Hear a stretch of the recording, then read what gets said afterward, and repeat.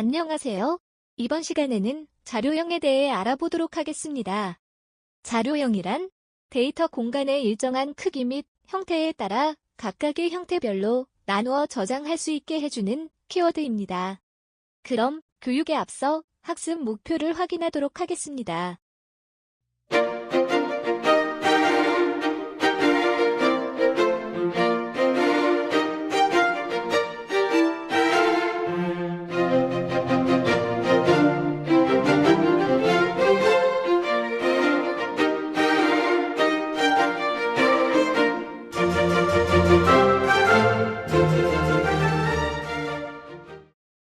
자, 그럼 먼저 자료형에 대해 예를 들어보도록 하겠습니다.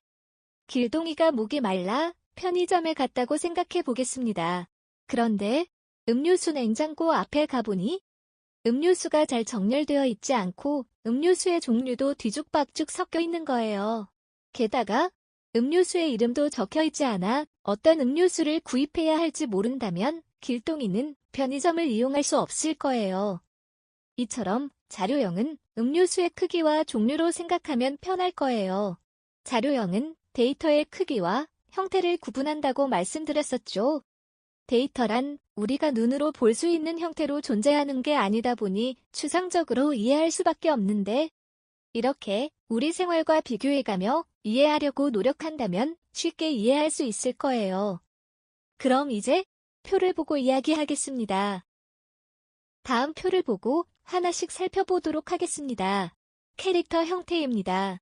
캐릭터 형태의 크기는 1바이트이고 종류는 정수형입니다. 캐릭터 형태는 다음과 같이 쓰이고 정수형이긴 하지만 문자를 나타낼 때 사용하기도 합니다. 정수형으로 문자를 나타낼 때 사용한다니 거짓말 같겠지만 실제로 정수형으로 문자를 사용하기 위해 아스키 코드를 만들었고 지금도 사용하고 있습니다.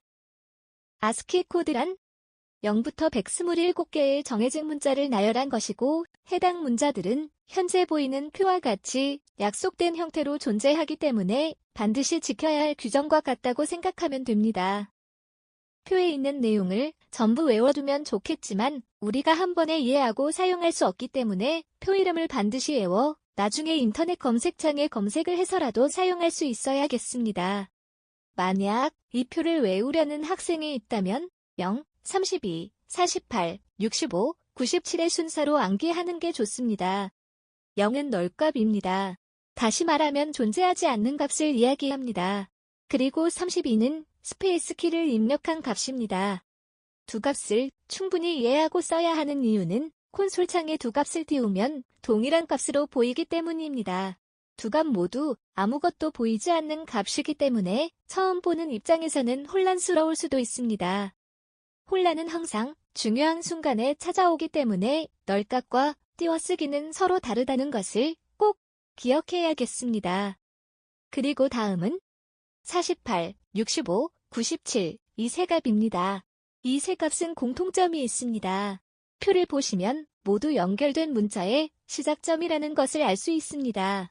48은 숫자의 시작점인 0을 가리키고 65와 97은 알파벳의 시작점을 가리키지만 대소문자가 구분되어 있습니다. 이렇게 5개의 값만 잘 암기해 둔다면 아스키 코드표에 있는 총 128개의 값 중 64개를 기억해낼 수 있습니다. 5개의 값만 암기해도 절반이나 기억해낼 수 있다는 것은 경이로운 일일 수도 있겠습니다. 다시 정수형을 나타낸 표로 돌아와 다음 키워드를 알아보도록 하겠습니다. 다음은 3개의 키워드가 있습니다. 숏 형태와 인트 형태, 그리고 롱 형태. 이렇게 3개의 값은 모두 정수를 표현합니다. 이 표현 값들은 모두 같은 형태를 표현하지만 크기는 각각 다르기 때문에 표현할 수 있는 범위가 다릅니다. 숏은 2바이트로 다음과 같이 표현할 수 있고 인트와 롱 형태는 4바이트로 다음과 같이 동일한 표현 범위를 갖습니다. 이렇게 모든 정수 형태에 대해 알아봤지만 아직 설명하지 않은 것이 있습니다. 그것은 언사인드 형태와 사인드 형태인데요. 실수형에는 없고 오롯이 정수 형태에만 사용할 수 있는 키워드입니다. 이 키워드는 각각의 데이터가 표현할 수 있는 데이터 표현 범위를 마이너스 값부터 갖고 있지만 그것을 0부터 시작하게 하여 플러스 방향으로 더 큰 값을 표현할 수 있게 합니다. 다음 표를 보고 자세하게 알아보도록 하겠습니다. 캐릭터 형태의 표현 범위는 마이너스 128부터 플러스 127까지 표현할 수 있습니다. 하지만 이것을 언사인드 형태로 만들면 0부터 255까지 사용이 가능해집니다. 마이너스 128부터 플러스 127까지 총 256개의 숫자를 표현할 수 있었지만 0부터 255까지 표현 범위는 달라진 것이었고 표현할 데이터의 시작 위치만 변경된 것을 알 수 있습니다. 이렇게 여러 가지 형태를 자세하게 알아보았습니다. 그런데 한 가지 궁금한 점이 있습니다. 왜 이렇게 정수 형태를 여러 개의 키워드로 나누어 구분했는지입니다. 그 이유는 우리가 사용하던 컴퓨터는 최초에 8비트 형태로 존재했습니다. 8비트는 1바이트를 말하고 캐릭터와 같은 크기입니다.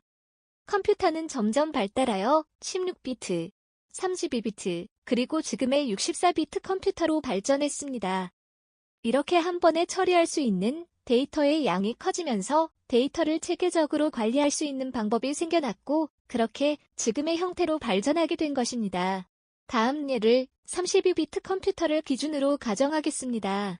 8비트나 16비트의 데이터를 32비트 컴퓨터에서 처리한다고 해서 더 빨리 처리되는 것은 아닙니다. 32비트 컴퓨터에서는 8비트나 16비트 그리고 32비트 데이터 모두 동일한 처리 속도를 갖습니다.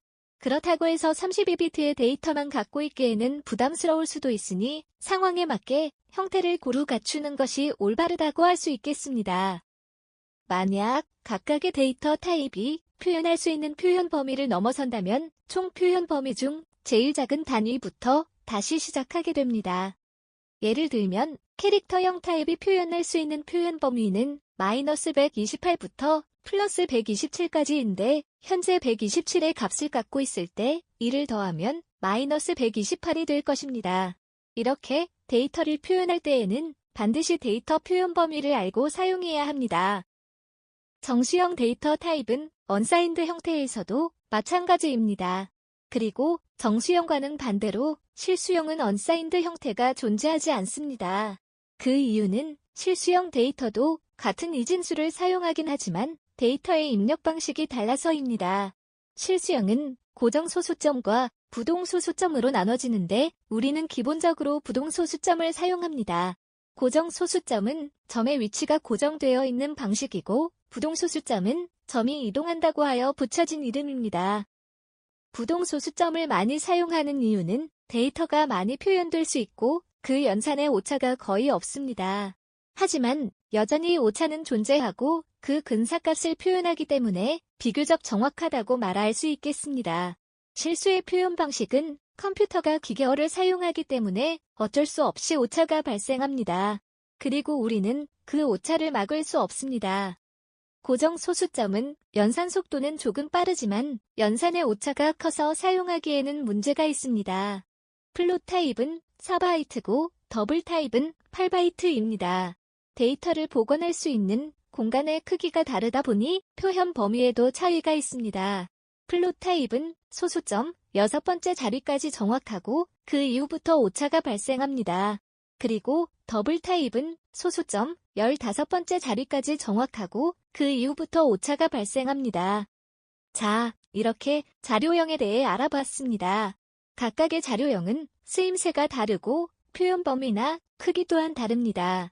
그때마다 꼭 맞게 사용할 수 있게 되려면 어느 정도의 시간이 필요하겠지만 배움을 멈추지 않고 꾸준히 하는 것이 중요합니다. 그럼 이제 오늘 학습한 내용을 정리해 보도록 하겠습니다.